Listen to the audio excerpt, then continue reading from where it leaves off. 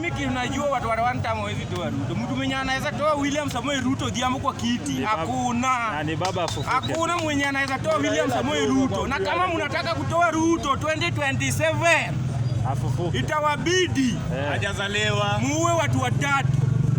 Itawabidi muue IBC. Kwa sababu IBC ni William Samoei Ruto ndiye alichagua. Na yeye ndiye analipa. Sasa William Samoei Ruto ni mjinga, ama IBC ni mjinga aje na inaweza tangaza nyinyi. Umewahi ona IBC ya mtu imetangaza mtu mwingine? Hajatangaza Matiang'i. Eti itangaze Matiang'i, itangaze Kalonzo, itangaze Kachiepa. Bwana wewe wale vijibu ana.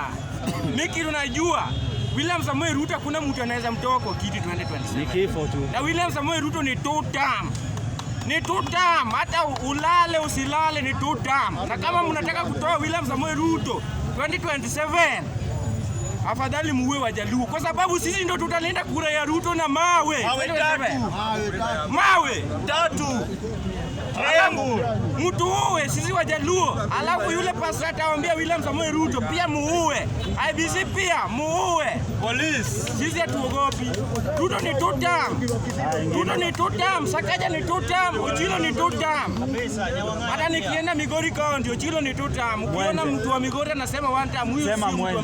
Sema mwenje, sema mwenje. Huyo ni Mkuria na Ochila yako nakwambia. Hata itoke kwa mada kidogo. Sema mwenje. Ochila yako hao wenye wanapiga one term, hawa sio Wajaluo, ni Wakuria.